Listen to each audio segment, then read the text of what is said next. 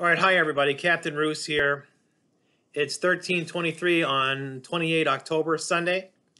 I just got home from the supporting the Marine Corps Marathon. I provided radio support from an aid station there at the 6.6 mile mark. But before I get into that, I wanted to talk to you about what was a truly missed opportunity for training at the last drill, and what we hope to have occur in the coming drill. And then I'll talk about the Marine Corps, the marathon. All right, so last drill, we had the opportunity to sleep outside. A lot of people that haven't done that. You don't need a whole lot of stuff to do so.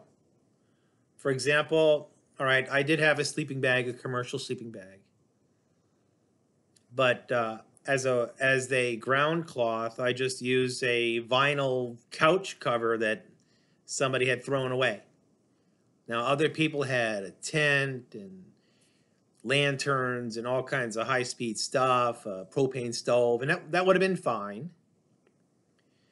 But I went extremely bare minimum, just, to lead by example, for the sake of those who might be maybe embarrassed or felt shy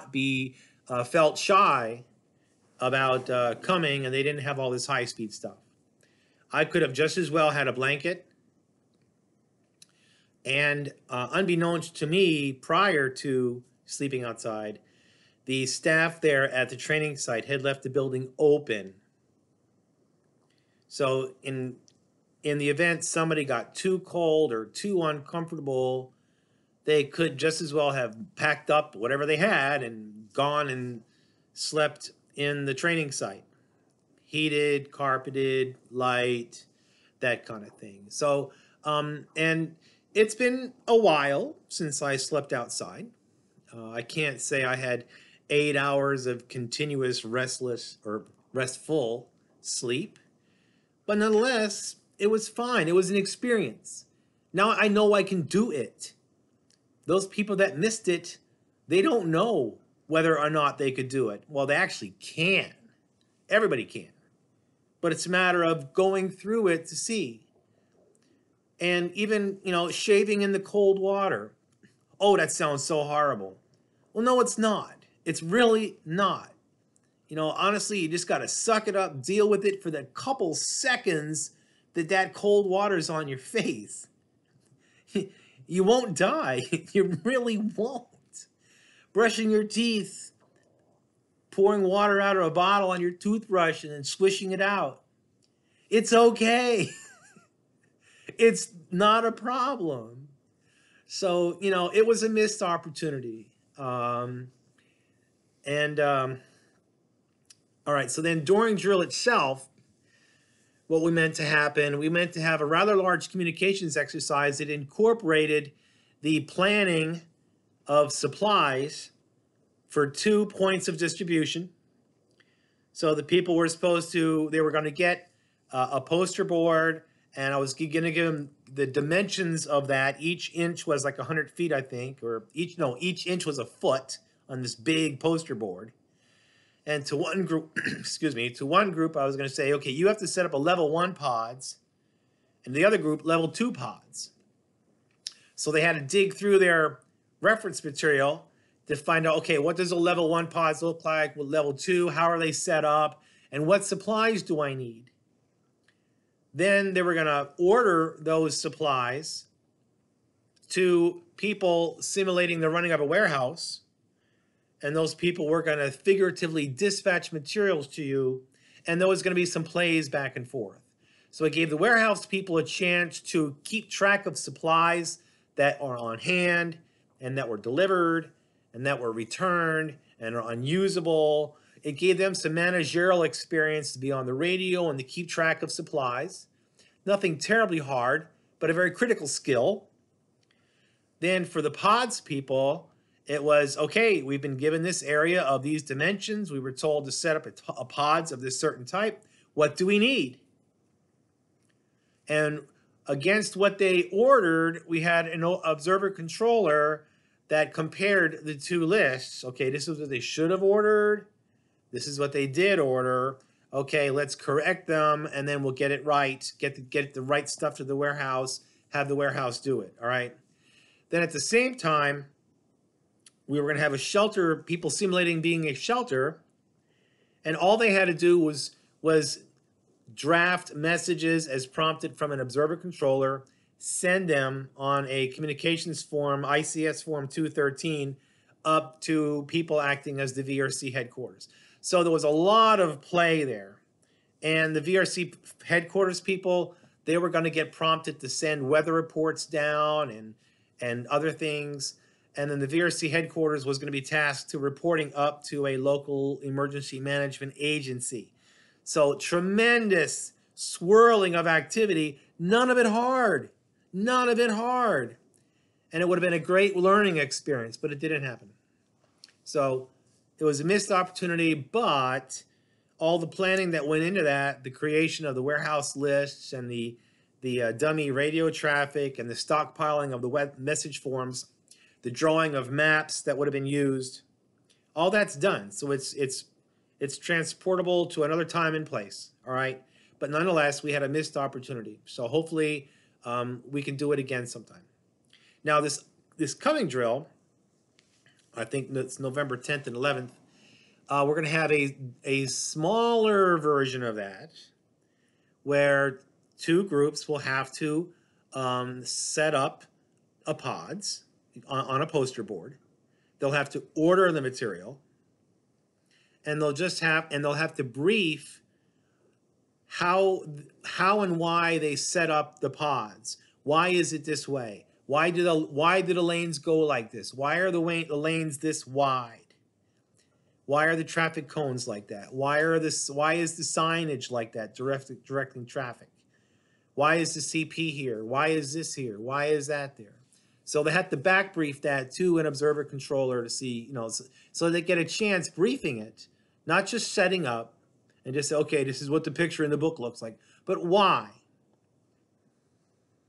Then there is a very, very small amount of message traffic on the radio because we've got to get better on the radio, got to get better in sending message traffic. All right, so then there's some other things in there, but that's the big thing. Today, Marine Corps Marathon. So I got up at 3, left the house at 3:28, I think it was. Got to the Pentagon probably 3:45, 3:50, and I checked in. That's an important ICS function, checking in, accountability.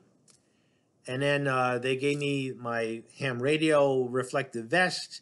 They gave me a wristband that I still have on. I just realized that. They gave me a lunch meal, a breakfast meal, a thing of Gatorade. And then off I went.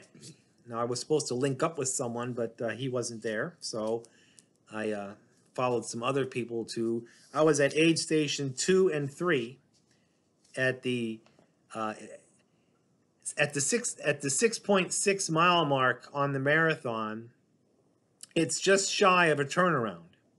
So as they pass mile marker 6.6, so that's the aid station 2 part. Then they go up a little bit and then they turn around. And then when they come back, it's the aid station 3.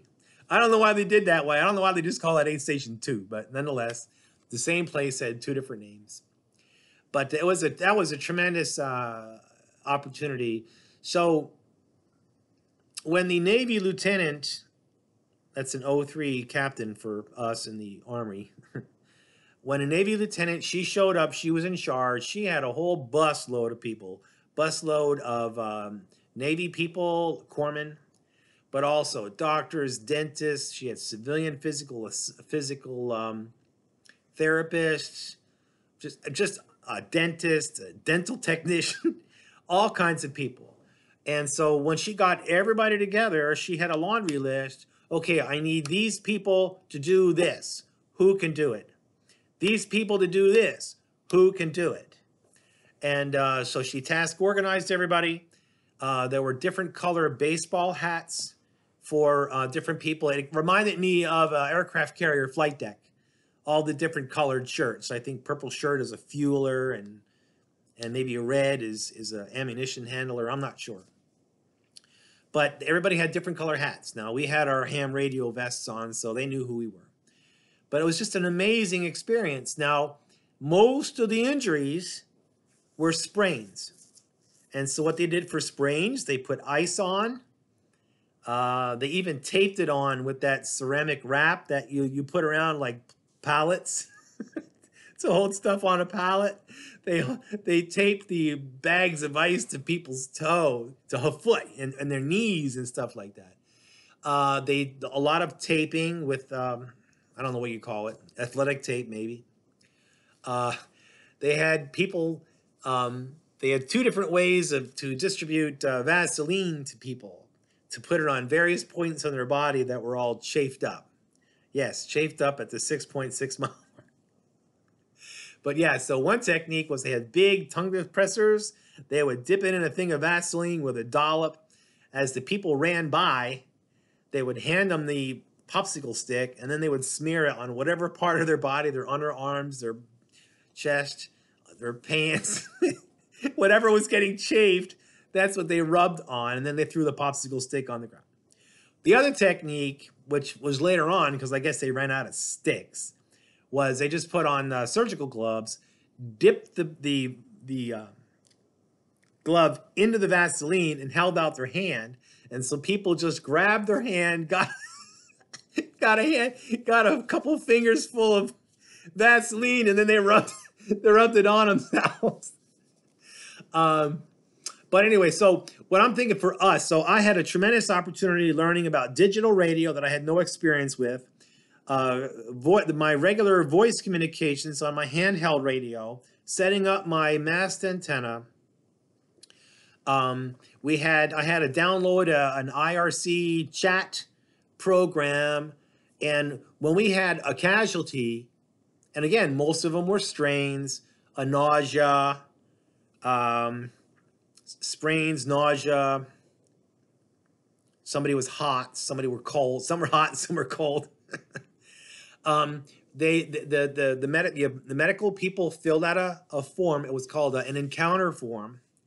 Then they gave us to us radio operators, and we had to log one way. We had to log it into a website, kind of like Web EOC.